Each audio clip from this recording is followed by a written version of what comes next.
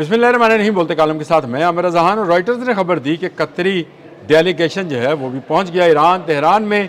इस्माइल बकाई ने इसकी तस्दीक कर दी है कि हाँ डेलीगेशन आया है, अब्बास अरागची से मुलाकात भी की है। तो क्या ये सालसी के लिए आए हैं और कतरियों के आना की ज़रूरत क्यों थी? कतर वो मुल्क है जिसने अल अदीद एयरबेस जो है अमेरिका को दे रखी है और इस एयरबेस से उड़ने वाले जहाज़ों ने ईरान पर हमला किया था। पलट कर ईरान ने भी इस पर बैलिस्टिक मिसाइल्स मारे थे। उसके बाद से कतर एक पार्टी का नुमाइंदा है, अमेरिका का। जी हाँ, कतर जो है ये अमेरिकन पार्टी का नुमाइंदा है। कतर का कोई इससे तल्लक नहीं है कि वो गैर जानबदार है। कतरी जो हैं खुल्लम खुल्ला अमेरिका के अलाई हैं। इस पूरे खेल में जो कि जंग बंदी और सालसी का है, एक ही किरदार है जो कि पाकिस्तान का है। और पाकिस्तान के फील्ड मार्शल हाफिज़ सैयद आसिम मुनीर, पाकिस्तान के वज़ीर आज़म शहबाज शरीफ और पाकिस्तान के वज़ीर दाखिला मोहसिन नकवी पूरी दुनिया की आंखों के सामने इसके लिए सालसी कर रहे हैं। लेकिन एक खबर चलवाई गई कि कतरी डेलीगेशन पहुंच गया है सालसी के लिए, इसकी तरदीद आ गई। मार्क रूबियो ने जो अमरीकी सेक्रेटरी खारजा हैं उन्होंने इस बात की तरदीद की है कि कतरी डेलीगेशन जो है वो सालस है। मार्क रूबियो ने अभी बयान जारी किया। गो रॉयटर्स की और अल अरेबिया की खबरें जो हैं वो इस किस्म की थी कि शायद कतरी भी सालसी में शामिल हैं। लेकिन मार्क रूबियो ने साफ और वाशगाफ अल्फाज में कहा कि सालसी सिर्फ पाकिस्तान करा रहा है।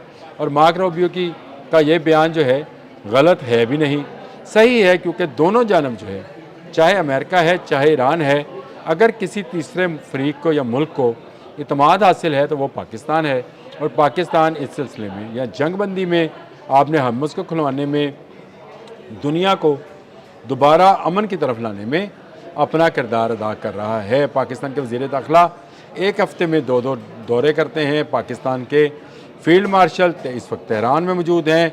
अब्बास अरागची से मुलाकात कर चुके हैं। इससे पहले भी वो बाकर कालिबॉफ से भी मिल चुके हैं। उन्होंने इस पूरे मरहले में अपनी सुपरविजन में इस सालसी को जो है आगे बढ़ाया है। और अब जबकि दोनों ममालिक यानी ईरान और अमेरिका दोनों ममालिक जो हैं मुज़ाकरात की टेबल पर दस्तखत करने के करीब पहुंच चुके हैं, उस वक्त कतरी डेलीगेशन जो है गोंगलुओं तो मिट्टी लान लई पहुंच गया।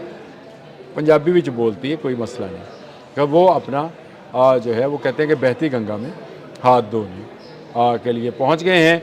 पहुंच जाए, सौ बिस्मिल्लाह, जो भी आएगा मदद के लिए ही आएगा।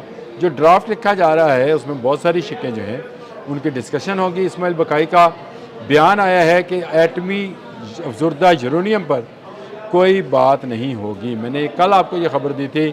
पासदारान इनकलाब और ईरान के सुप्रीम कमांडर मुश्तबा हामनई ने वाशगाफ अल्फाज में ये बात कही है कि अफजुर्दा यूरेनियम अमेरिका या किसी तीसरे मुल्क के हवाले नहीं किया जाएगा। हाँ, तमाम महाज़ों पर जंग बंदी जो है वो करना होगी। तमाम महाज़ों से मुराद ये है कि लेबनान में हिजबुल्लाह और इजराइल की जो जंग है उसको बंद करना होगा। इराक़ में जो शिया मलेशिया है वो बरसरे पेकार है अगर, तो उस जंग को भी ख़त्म करना होगा। ईरान पर भी उसके बाद कोई हमला ना होगा। मुकम्मल और जो है क्या उसको कहा जाए कि मुकम्मल सीज़ फायर जो है वो किया जाए और उसके लिए कोई मियाद मुकर्रर ना की जाए। ये ना कहा जाए 3 महीने का, 4 महीने का। लामहदूद सीज़ फायर जो है ये ईरान का पहले रोज़ से मुतालबा है और उसके बाद आपने हमस को खोल दिया जाएगा।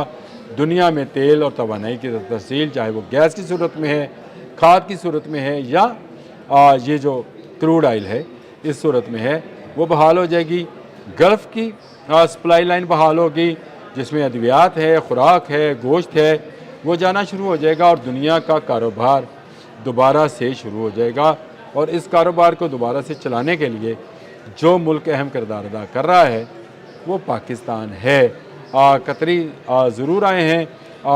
आज ही अब्बास अरागची ने कतर के वज़ीर आज़म को फ़ोन भी किया है और कतर के वज़ीर ख़ारिजा से भी बात की है और मामलात को आगे बढ़ाने के लिए उनसे भी बात की जा रही है, क्योंकि कतर भी इसमें एक फ़रीक रहा है। इसीलिए तो ईरान ने वहाँ पर हमला किया था अल अदीद पे, और अल अदीद से उड़ने वाले जहाज़ों ने ईरान पर हमला कर रखा है।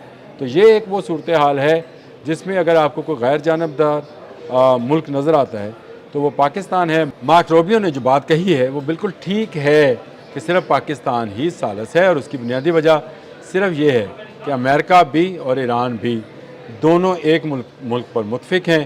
اس ملک کا نام جو ہے پاکستان ہے، ہمارا پیارا پاکستان، اور اس کے فیلڈ مارشل عاصم منیر، اس کے وزیر داخلہ سید محسن رضا نقوی اس وقت تہران میں موجود ہیں۔ اپنی نگرانی میں وہ ڈرافٹ فائنلائز کرا رہے ہیں جس ڈرافٹ پر امریکہ اور ایران نے دستخط کرنے ہیں۔ اسرائیل کا نام منہ سے نکل ہی گیا، اس منحوس کا نام۔ تو یہ بھی بتا دوں کہ اس ڈرافٹ کی اگر کوئی مخالفت کرے گا تو وہ اسرائیل ہوگا، جو امن نہیں جنگ چاہتا ہے کہ امریکہ یہاں سے نہ جائے۔ امریکہ یہاں سے گیا، اسرائیل کی شامت سامنے دیوار پر لکھی نظر آتی ہے۔ اس کا وہ جو ایجنڈا ہے گریٹر اسرائیل کا، وہ پورا نہیں ہوگا۔ اکتوبر میں ہونے والے انتخابات میں نیتن یاہو کو شکست ہو سکتی ہے، اور وہ چاہتا یہ ہے کہ یہ جنگ جو ہے چاہے چھوٹے پیمانے پر صحیح جاری رہے۔ اسی لیے جب مذاکرات جو ہے قریب پہنچتے ہیں فائنلائز ہونے میں تو وہ لیبنان پر حملہ کر دیتا ہے، اور ایران اس پر جو ہے وہ مذاکرات روک دیتا ہے۔ اللہ کرے یہ مذاکرات کامیاب ہوں، اللہ کرے کہ دنیا دوبارہ امن کے ساتھ رہنا شروع کرے، کاروبار کرے، تجارت کریں، جیسے جہاں سے تیل، گیس اور کھاد جو ہے وہ آتی جاتی ہے وہ آئے جائے، زمینیں فصلیں اگائیں اور لوگ خوشحال ہوں۔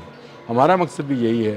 ہم بھی مہنگائی کی چکی میں پس رہے ہیں، اور ہمارے سمیت بہت سارے ممالک ایون یورپین بھی اس میں پس رہے ہیں۔ امریکہ میں بھی پٹرول مہنگا ہوا، یورپ میں بھی مہنگا ہوا، اور تمام جگہوں پر ایک ہی بات کہی جاتی ہے کہ جس دن آپ نے ہمس کھل گئی اس دن پٹرول اور اشیاء ضروریہ کی قیمتیں بھی نیچے آ جائیں گی۔ اس میں پاکستان اپنا کردار ادا کر رہا ہے۔